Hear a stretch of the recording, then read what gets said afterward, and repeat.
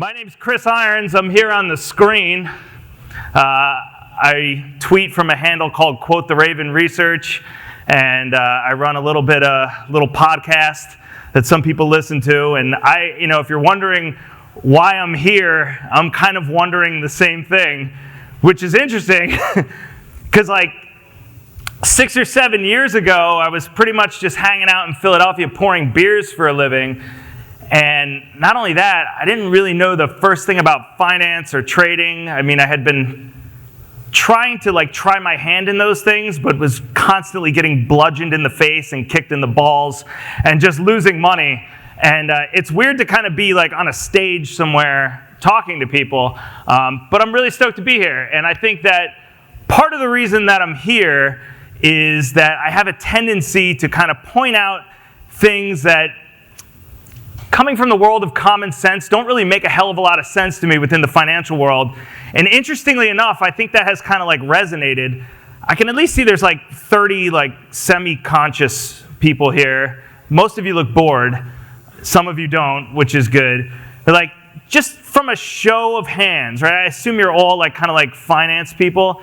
Just from a show of hands, how many people are baffled here by what the Federal Reserve is doing in cutting interest rates with the market at all-time highs? Anybody? Anybody? Yes? Raise your hand. Yes? All right, let's try something else. Now, keep your hand up if you have it up, and then also raise your hand if you're just awake and you have a pulse. Anybody? Can I get you here in the front, sir? Thank you. What about the guy over there? Thank you. Right, I know. That was half-assed, but I saw it. Thank you. You were actually who I was thinking of. I was I'm pretty sure that dude's asleep over there. But here's the thing, right? I used to think I was in the minority with that shit. I would be this is crazy.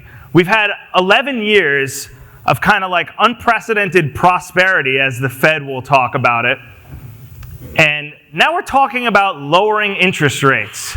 And it's such an odd thing to do at this point in time. And I'm starting to realize that some of my commentary, and if you listen to my podcast, a lot of the shit that I talk about on my podcast is I don't really seem to think that the people in charge have any clue what's going on. I mean, I know that sounds kind of foreign because we all go to our jobs during the day. We're all finance people. We assume that the people in charge hey, they get it. Jerome Powell gets it. The president gets it. The people that work at, the Treasury Department get it. Steve Mnuchin gets it. All right, Steve Mnuchin doesn't fucking get it, just so you guys know, all right? We're talking about a guy that pretty much shit himself on Christmas Eve last year when the Dow dropped 10%. Okay, so if you think that these people in charge have a clue as to what they're doing, that's your first problem. By the way, it's great to be here speaking for charity. I didn't mention that, but I am stoked to be here. That was at the top of my notes, and I'm addressing it now, so I messed up already. Thank you very much, everybody. I'm out of here. No, I'm just kidding. The point of the matter is that these people don't really have much of a clue as to what they're doing. And this is why I think that my message here, which is generally, look, I'm not the man with all the answers, but if you're going to believe blindly that the Federal Reserve and that the Treasury Secretary and the President and these people kind of have this whole thing figured out, and they know where this great Keynesian experiment is going to lead to that we've been on for the last 40 years, if you just kind of go to bed at night and you're yeah, somebody else has got it figured out, The problem is somebody else doesn't have it figured out, in my opinion. And that's why usually after we come out of the other end of these financial crises like 2008, we wind up with everybody on television and all these people in positions of power pointing at each other oh, what the fuck happened?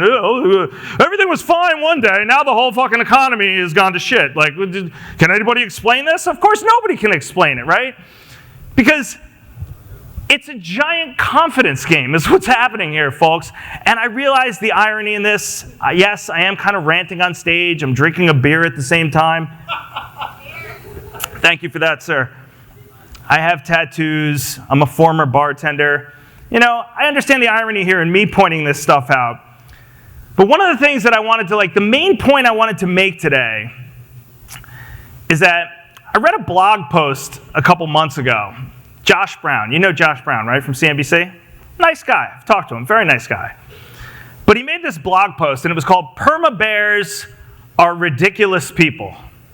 That was the name of the blog post. Thank you. Whoever keeps laughing, you're the one keeping me going up here. I appreciate that. There's one guy over in the corner, just my ego, just barely chugging along here. But he makes this post called "Perma-Bears Are Ridiculous People." And the point of the post is to adopt the attitude of skepticism and to adopt the attitude of like being a contrarian and just not buying it because somebody's handing it to you and saying, hey, this is how it works, right? The federal funds rate's at 2.5% right now, and now's the time we need to bring it down to 2%. And people are like, yeah, these guys got it under control. They know what they're doing. They have models, they have spreadsheets, but they don't know what they're doing. So the one key point I wanted to make in my speech today was to adopt the attitude that people that will tell you they have it all figured out don't all have it figured out. And let me just clarify that, I'm not saying I have it figured out, because I sure as hell don't, right? But we've gone through enough booms and enough busts to understand that we may not have shit figured out exactly to a T, like people on TV claim, like the Federal Reserve claims, and that these tiny little aberrations like the 2008 crisis, the 2000 crisis, these small kind of aberrations that people say, well, these are opportunities to get in and buy, right? You got to get in there. Now it's a dip, the opportunity. Buy when there's blood in the streets, Buy when fear, what's the expression? Buffett said something, buy when people are greedy, sell when there's fear. I forget what it is. It doesn't really matter. I don't read a lot of Buffett, as you could probably tell. But the point of the matter is that these types of expressions and that theory of over the long term things are always going to go higher is beholden to the idea of our currency holding up, right? And I know Peter Schiff was on a couple hours ago and probably talking about the same thing. And I think he's like one of 6 people in the financial world that makes sense. But the problem is, if we adopt the policies that we have now, you don't need to be a finance major. You don't need to have a spreadsheet. You don't need to have a clue. I mean, look at me. I don't have much of a clue. I just have a little bit of common sense. And I grew up in a household where I was taught if it doesn't make sense, it's probably not fucking true, right? So the idea of can we print our way continually to prosperity?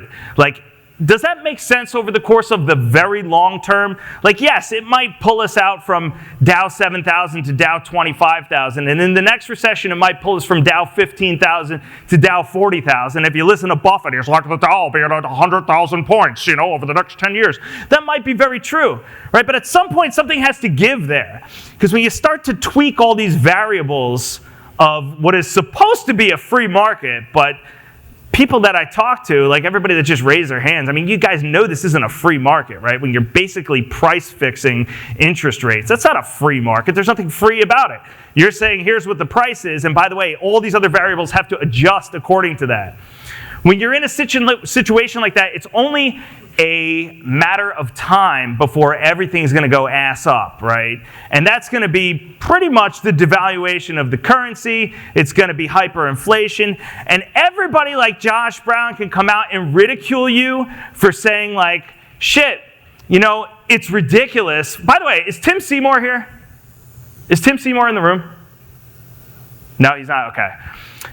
But guys like Tim Seymour who ridiculed my friend Bill Fleckenstein on television for bringing up some of these cogent points about not having it figured out over the course of the long term. And guys like Josh Brown, who, I respect both of these guys, right? But on the other hand, to tell you that you're arrogant for having any type of skepticism, not only about maybe positions that you hold individually, but also how the whole system is run, for anybody to tell you that it's ridiculous to adopt that attitude is bullshit. And that's the main point that I want to get across here. And the great thing is, I don't have to be 100% right? I see my clock here is going to 0. Just give me 2 more minutes, okay? I don't have to be right? All I'm encouraging people to do is look at things from another angle and cut. Really? We're going to start the music? Just hold on. Give me 2 minutes. Give me 2 minutes, please. Thank you. I came all the way from Philadelphia. Thank you very much. We're going to hold you to 10 minutes. I feel like I'm at the fucking Grammy Awards. they said, look, the point of the matter here is don't let anybody tell you that they know. And don't let anybody tell you you're being ridiculous for considering the other end of the equation. Because you have to remember, most of you were investors in 2008, 2009, which I wasn't. But on the other end of those types of crises, in case you guys forgot, you don't even have to be there. Just look on YouTube. It's people pointing around at each other like, how did we not see this happening? You know, Ben Bernanke, who was supposed to be the man, right, and wrote this book, The Courage to Act. Big deal. I turned the fucking printing press on. Big fucking deal, right? He was out there like, oh, subprime's totally contained. It's like, fucking no, it wasn't, okay? And if you don't know that, who are you or somebody on television to go around and tell people like these people here that they're being arrogant for looking at the other end of the equation? All right? That's the only point I want to make. There's one arrogant way to look at the world of finance, and that's to think that you have it all figured out. Because even if you think you do, myself included, the answer is you do not. That is it. Thank you very much.